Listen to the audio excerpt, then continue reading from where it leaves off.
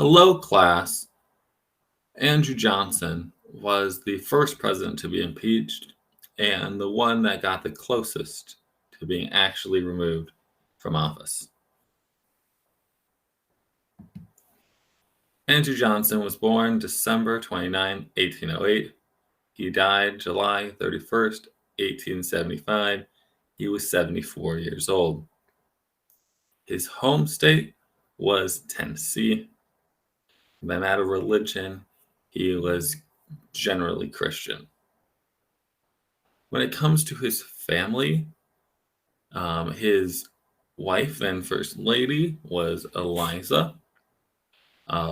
When they got married, she was 16 years old, which is the youngest that any first lady ever got married. However, she doesn't do a lot of her first lady duties when he's actually president, and that will fall to his daughter Martha. Now, part of the reason why his wife is not interested in doing first lady duties is because during the midst of the Civil War, Andrew Johnson's son Charles is going to die in a horse accident, falling off his horse. It's going to really wreck kind of both parents. When it comes to political party, Andrew Johnson was a Democrat throughout his time. However, in 1864, he ran under the National Union ticket with Republican Abraham Lincoln. It's supposed to be kind of a unity thing. And so this puts him in a very unique position because the assassination of Lincoln led to a change in party.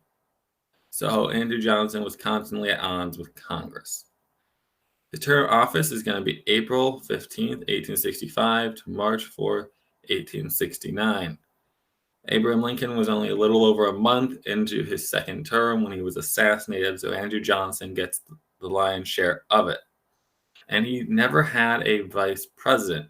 This is actually quite a problem because the original plot to assassinate Abraham Lincoln included also assassinating Andrew Johnson as well as the Secretary of War. And so not having an immediate successor is quite a bit of a problem, as well as after he was impeached.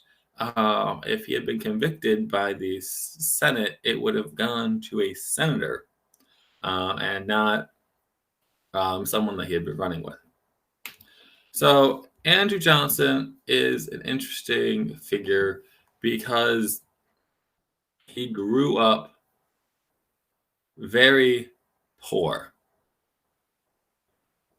and ended up being something of a self-made man. Now, he was first elected as a member of the House of Representatives for Tennessee. And then in the 1850s, he's going to become governor of Tennessee. After a term as governor of Tennessee, he is going to then become a United States senator for Tennessee. And this is where it's going to make him the most relevant, because the other Southern Democratic senators, when their states attempted to secede, they went with them. What made Andrew Johnson different is that he opposed secession and wanted to keep the Union together. Andrew Johnson is a man that had many sympathies with the South, was a slaveholder. However, he did not believe in secession. He believed in keeping the Union together. So during the war, Tennessee fails to actually secede successfully, and he's going to be the military governor of Tennessee, a state that he was previously actually elected to be the governor of. So in 1864, Abraham Lincoln is running for re-election. He is concerned about his opponent, former General George McClellan. So he drops Hannibal Hamlin as his vice president and has his unity ticket with Andrew Johnson. And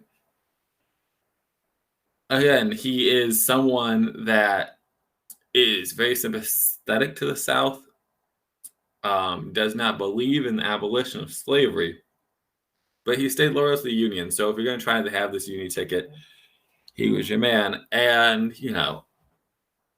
kid changes the course of history because Abraham Lincoln is assassinated and suddenly Andrew Johnson is president. So you have a formerly slaveholding Southern Democrat now as president that's going to oversee Reconstruction, putting the country back together, to do with all the former slaves, the freemen. And Andrew Johnson thwarts elements of Reconstruction everywhere he can.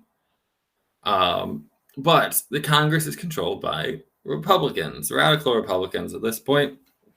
And so he's having to veto a lot of things. There's a lot of issues they're having between them. So in 1866, there are these midterm elections, and he does the swing around the circle where he goes out and campaigns. Okay, it's pretty common today, unheard of at that point. But he has these very complaint-ridden, loud rallies, giving speeches there. And at one point, someone tells him to hang Jefferson Davis, who is the former president of the Confederacy who was in federal custody. And Andrew Johnson says, how about you hang Thaddeus Stevens, who was this leading abolitionist, radical Republican in the Senate. And in that case, the Republicans get even more seats. And so we have a very weird dynamic where there's a supermajority of the opposing party of the president. And the Congress is going to pass a thing called the Tenure of Office Act, which basically says Andrew Johnson cannot fire the cabinet members that were designated by Abraham Lincoln. The Supreme Court years later is going to say that this law was essentially unconstitutional, but they're trying to bait Andrew Johnson into breaking it, and he does. And so they're going to impeach him. So he's going to impeach by the House. We're going to go to the Senate. For conviction in the Senate, you need a 2/3 majority. And several Republicans defect and vote not to convict Andrew Johnson, so he survives by a single vote and goes out through the rest of his term. In 1868, nobody wants to run him. He has no constituency. So he appears to about to leave politics. However, in 1875, he is appointed to be the senator from Tennessee, a job that he had years later. So he is one of 2 presidents that is going to have elected office after they're in office. So he gets put into the Senate in 1875. And he doesn't do much. He dies a few months later. But some of the people that voted to convict him were his co-workers. So Andrew Johnson is many times ranked one of the worst presidents in American history. And it's really a what could have been situation, where you had someone whose vision was just dynamically different than Abraham Lincoln, that was the immediate president after the Civil War because of his assassination. And mostly now known for the fact that he was the first president to be impeached and the one closest to being removed from office.